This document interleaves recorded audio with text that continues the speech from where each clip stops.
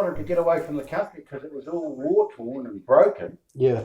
And to get away from Europe. So he came all the way over. 17, mate. Yeah. 17 years old. You think about the strength of that. Yeah. Just a boy. Yeah. And he came to Australia. But before he came to Australia, he did a bit of a globe trotting. He went to India and other places. And stayed there for a while, just went mucking around. Yeah. At 17, and then he went to Australia. And Dad went to the outback. And he said it took 3 days. He'd got a job, and then he had to go in for the job. And they went on a wee Cessna. That took them into the back of the island in Australia when he was 17. And he said, then I got met by Aborigines with horses. Yeah. And they rode for 3 days, mate. You think about that? That's adventure, isn't it? And I think, fuck, Dad, that's amazing. 17. So he said the Aborigines met him with 3 horses, and then it took them 3 days and nights to get back to the ranch where they were going. And they just ate whatever they were getting as they were going. You know, they had to have a fire and then put a kangaroo or whatever they ate. And then he got in there. It was just that, because Dad had been born in England, and he must have always wanted adventure. And he did. That's what he did. And so he went to Australia. Well, that picture you got on the wall, that's him in Australia. Remember that picture your mum had? That's him, yeah. That's him in Australia when he was young and slim and 17. Just a kid. Yeah. And he learned all this stuff on that ranch. Yeah. Like heavy duty stuff. Yeah. How to denatter bulls, how to break horses. Yeah. And this is a kid from England. Yeah. And I just, all the respect to my father, I often think, he was amazing. He was an amazing man. I don't say that because he was my father. Yeah. But he was a very good man. Yeah. And he was an honest man. Yeah. And I'm so pleased he was that man. Yeah. And it wasn't him. He didn't have any say in the way I chose to be a bit of a hard case when I grew up. It had nothing to do with my dad. Yeah. Because he was always honourable. Yeah. I just wanted excitement, and I could have done it the way Dad did it, by travelling the world and doing cool shit. Yeah, exactly. But how old was he when he found his sister?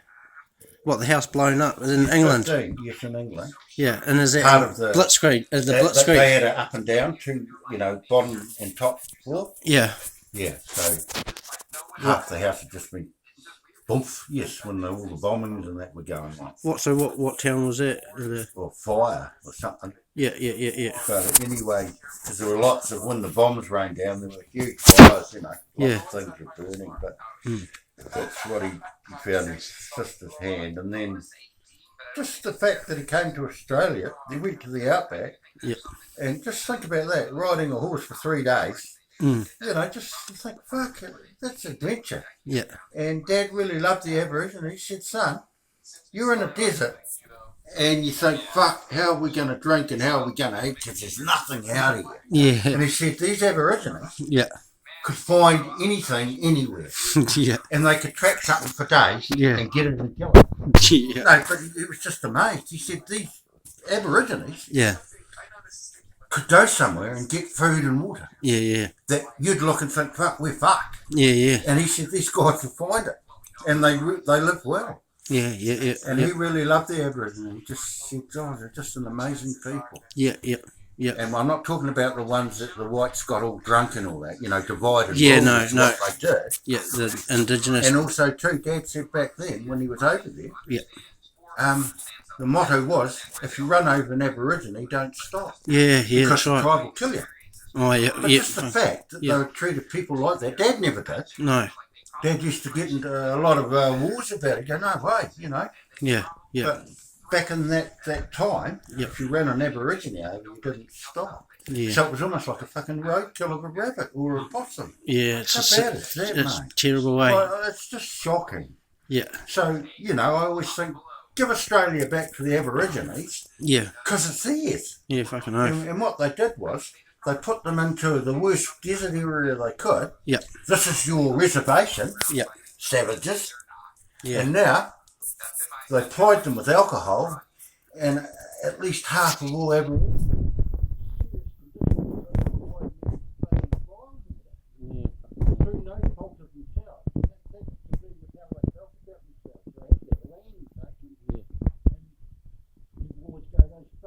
photos, and I think, no, the ones that still live off the old way, Yeah.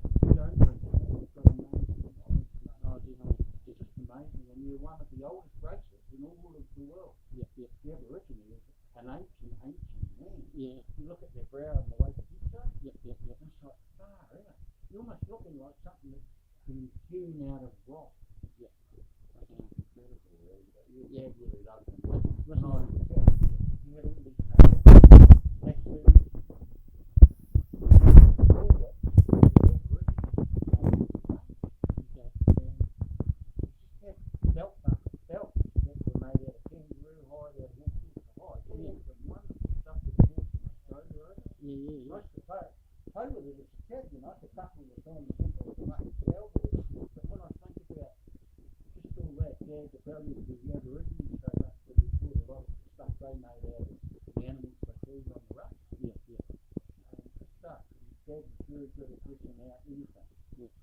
And he was a hunter. When I was a kid, Dad was a big deer hunter. Yeah. So we lived on wild venison. Yeah, yeah. He did a lot of stuff. But you think about it, he was a kid that came from the heart of England. Yeah. You know, 17.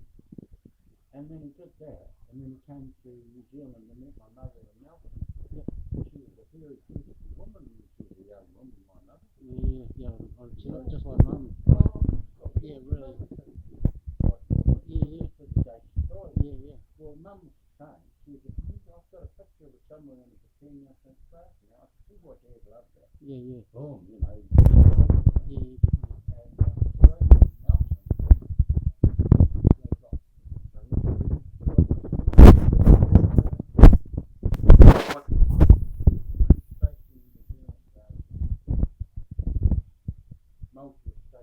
Okay.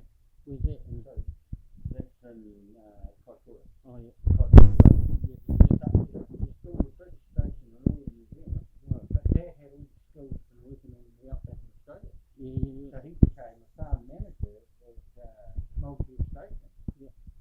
And Mum and Dad both said to me, you know they broke up in later years, Right. but Mum and Dad always used to say, we were the most happy stuff. Yeah. Me and my mum were just me and her. Yeah. And we lived miles from anyone Yeah. up in Mulfield Station. Yeah.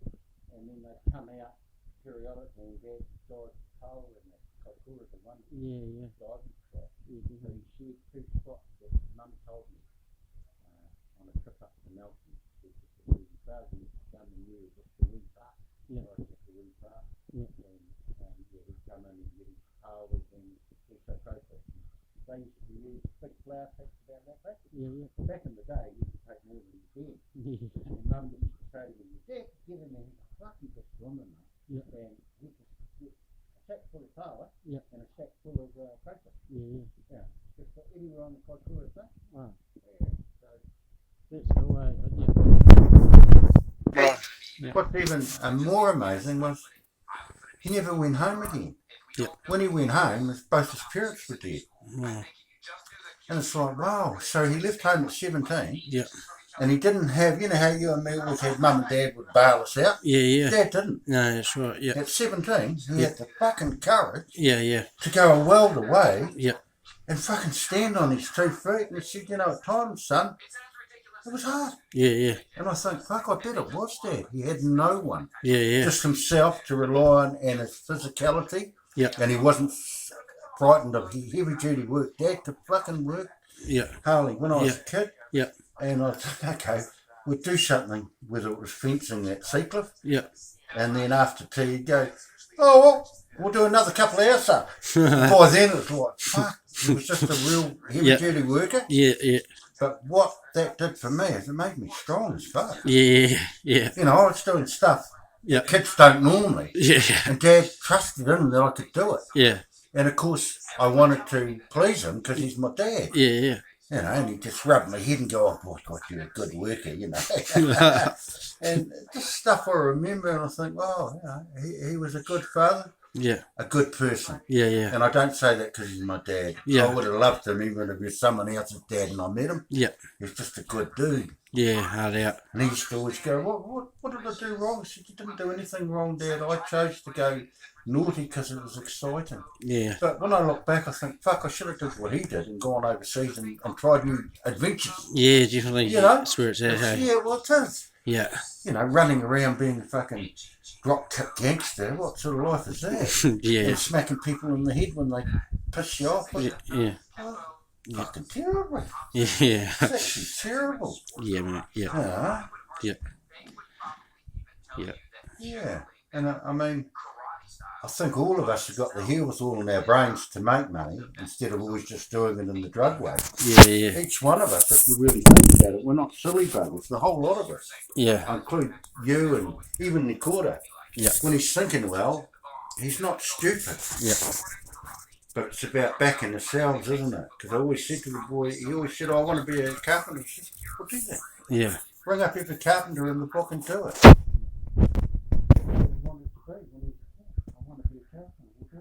Yeah, right. Yeah. Bring up everyone in the phone book in Dunedin. Yeah, hard If you out. can't get one, bring up everyone in the phone book in Christchurch. Yeah. Just to get an apprenticeship. Yeah. Because when he did the rock stonemason course, the guy Steve that was running it, he was a Tommy guy. He said to me, he's got such good eye. Yeah. You could see what bit of wall he corded it because of its evenness. Yeah. He had such good eyes. Yeah. Like, I used to say, I'm going to walk along this wall and tell you which one you go. You go, how did you know I got that? Because you're very fucking good at it. Yeah. So like that. Yeah. Yeah, he's on that. Yeah.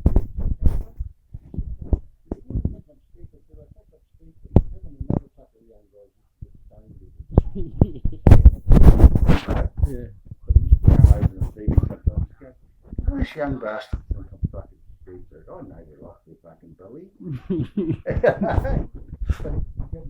But he didn't report it or anything. Yeah. Because they were working well, you know. Yeah. Good guys. Yeah. Yeah, they think they were getting away with me. You fucking you hear him somewhere in the day. All fucking rocking with laughter. He goes, I think I'm fucking stupid. But he didn't mind, you know what I mean? Yeah, fucking hell. It's not that bad, is it? No, You know, keeps people laughing, happy, and you know, that's it. But, good about life. yeah, but that's what I mean. I mean, if Nikota backs himself, because I don't want him heading to where Alicia went with the alcohol. Yeah, right. And all of that. Yeah. And there's times that I felt that he could easily go there. Yeah. So it's been a long walk with him. Yeah. So I'm hoping that he won't drop into that place where he just becomes an alcoholic or something. Yeah. You know? No, I think he will come out of it. It's just well, that. I hope he does. low Because me and reps. Taylor have been talking about it a lot. We've been really worried, especially since his mum died. Yeah. Because they saw a lot of each other. Yeah. Even though the relationship at times was really hard. Yeah. But, yeah, I pray for him a lot actually. Yeah. That he'll be okay. I'll tell you, he's